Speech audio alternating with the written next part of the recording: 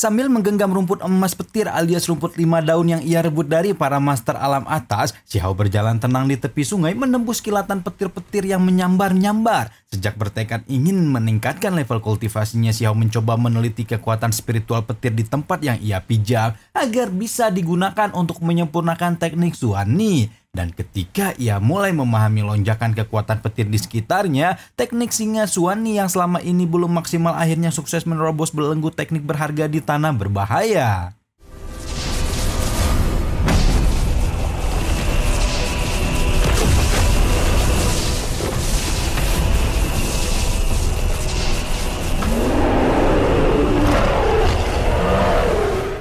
Meski kemampuan ilahi dalam tubuhnya mulai bisa ditingkatkan, namun Xiao paham bahwa ia belum mempunyai banyak peluang sejak tiba di dunia atas yang tanpa batas. Perjalanan kultivasi di Sungai Surgawi benar-benar tidak mudah dilalui oleh Xiao. Sampai kemudian ia menemukan gunung batu terbang yang memiliki sebaris tulisan. Cakradiva jelasin ya, tulisan tersebut berisi sebuah pertanyaan dari kakeknya, apakah Xiao masih hidup di dunia, yang sontak membuatnya semakin semangat mencari keberadaan kakeknya.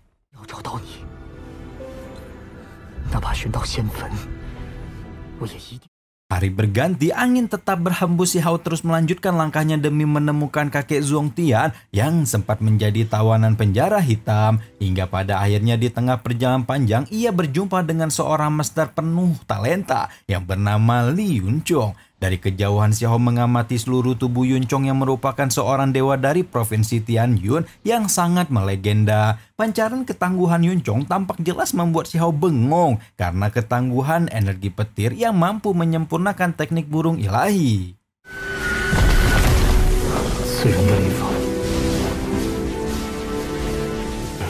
Kedua jagoan tersebut akhirnya berkenalan, di mana Xiao masih menggunakan nama Huang demi menyembunyikan identitas aslinya. Ternyata mereka sempat bertemu di kapal teleportasi sehingga masing-masing saling merasa tak asing. Alih-alih bertarung adu kekuatan, Yunchong dan Huang memilih untuk menjadi teman, di mana Xiao memuji ketangguhan yang dimiliki master berbaju biru tersebut.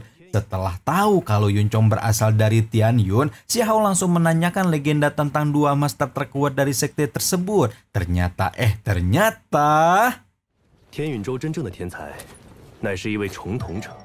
Yunchong adalah orang terkuat dari Tianyun yang dulu pernah terlibat baku hantam melawan master lain yang kekuatannya sungguh sangat membagongkan. Menurut Yunchong, meski dulu ia pernah menggunakan 500 jurus, namun lawan yang dihadapi terlampau kuat sehingga sulit untuk dikalahkan. Terlebih lagi ketika lawan Yunchong menggunakan teknik pupil ganda, kekuatannya semakin sulit untuk dipahami akal sehat. Itulah sebabnya Yunchong datang ke Pulau Iblis demi bisa meningkatkan kekuatannya dan melakukan balas dendam.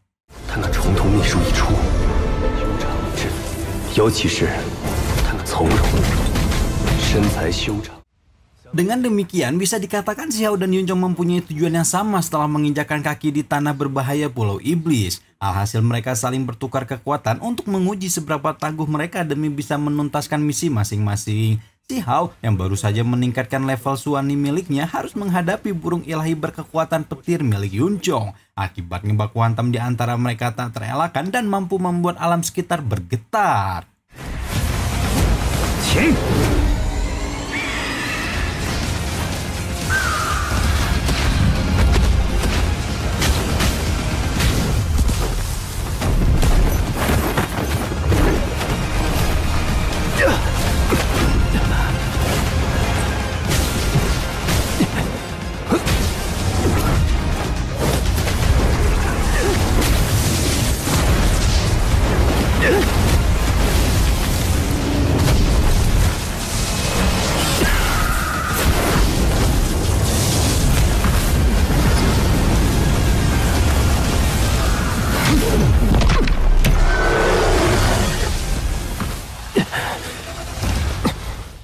Baku hantam sengit di antara Huang dan Yunchong akhirnya berakhir setelah dua belah pihak saling mawas diri. Bahkan Yunchong beberapa kali melemparkan pujian terhadap Huang karena merasakan keterampilan bela dirinya di luar dugaan. Dalam pengamatan Yunchong, Huang bukanlah orang sembarangan, di mana teknik Xuanni yang dikembangkannya telah berhasil menerobos jauh ke tingkat tinggi. Begitu pula sebaliknya, Huang menganggap perpaduan teknik burung ilahi dan kekuatan petir menjadikan Yeonchong tangguh sulit untuk dikalahkan. Sampai pada akhirnya mereka sepakat untuk saling bertukar teknik kekuatan agar bisa lebih baik di masa depan sesuai dengan harapan. Sejurus kemudian si Hao memulai proses meditasinya dengan memanfaatkan rumput 5 daun meski ia belum paham betul rahasia di balik kekuatannya. Jadi, rumput tersebut perlu dimurnikan terlebih dahulu sehingga bisa disatukan dengan energi petir yang ada di alam tersebut. Selain itu, jika si Hao mengolah metode burung petir milik Yeonchong kemudian disatukan dengan kandungan rumput 5 daun, maka bakal memunculkan efek ilahi yang sangat menakjubkan.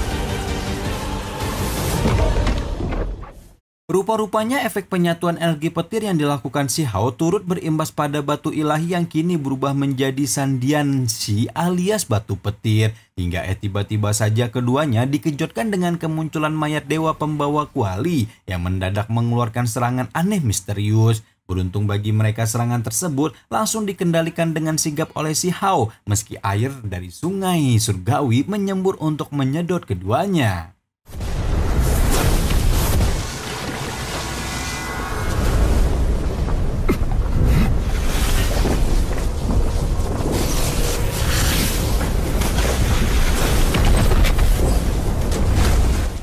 Batu petir sempat meminta si Hao untuk kabur menyelamatkan diri sementara ia bersiap melepaskan serangan balasan. Akan tetapi menurut si Hao, menyerang dewa tersebut justru akan menimbulkan masalah besar karena mereka bisa terserap ke dalam tungku misterius yang bakal menjebak selama-lamanya. Di sisi lain, monster aneh berwarna ungu masih terus mengintai si Hao sembari mencari kesempatan untuk melepaskan serangan. Akan tetapi si Hao mendadak dapat ide brilian di mana ia harus segera melepaskan kuali dari genggaman mayat dewa. Sebab ia tahu kalau tungku tersebut bisa mengeluarkan kekuatan dahsyat karena dikendalikan mayat dewa.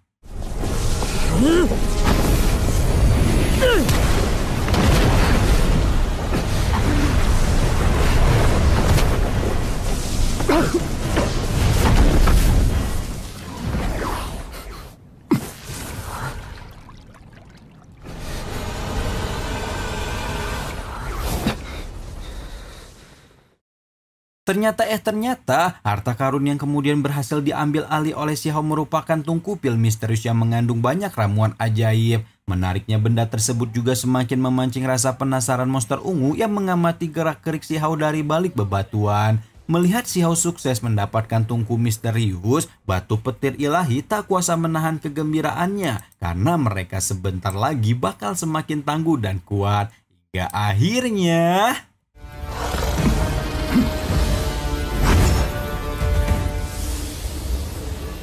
Ya, tungku pil misterius tersebut diketahui mengandung begitu banyak bahan ramuan pil Bauhinia yang sangat berharga di dunia atas. Melihat si Hao sukses mendapatkan barang langka, monster ungu dari kejauhan langsung melepaskan serangan kilat yang untungnya bisa dihindari si Hao. Akan tetapi serangan dengan batu bumerang tersebut sempat membuat si Hao kewalahan karena benda dari monster itu ternyata bisa digerakkan sesuka hati dari kejauhan bagai dikendalikan pakai remote.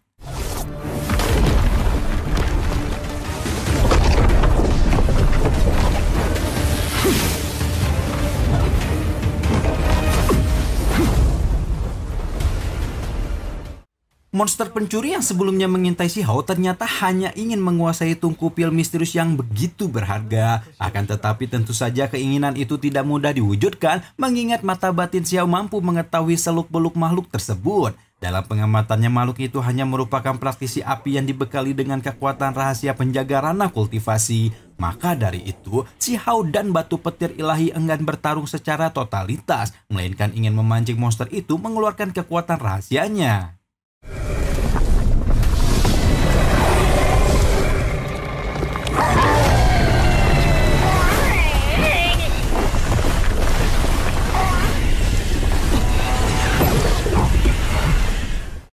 Strategi pancingan dari si Hao dan batu petir ilahi akhirnya sukses memicu kemarahan monster pencuri yang ngebet banget menginginkan tungku pil misterius. Alhasil makhluk itu mulai mengeluarkan teknik rahasianya yang dijadikan target serangan oleh si Hao. Segera setelah mengamankan batu petir ilahi dengan tungku pilnya, si Hao alias Huang segera menggunakan teknik pengendali air surgawi. Sontak saja monster pencuri tercengang dibuatnya karena ia takut kalau disedot sungai surgawi yang bisa membunuhnya. Sampai pada akhirnya monster pencuri mengeluarkan teknik rahasia berupa bambu suci roh jahat.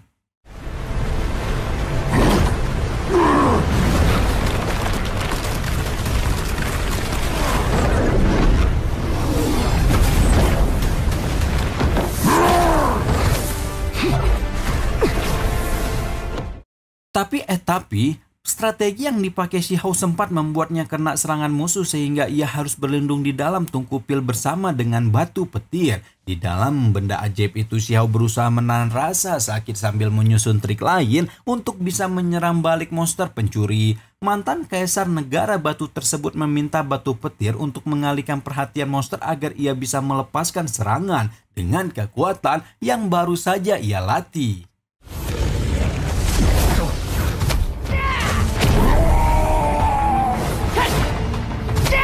想打你是拦不住的。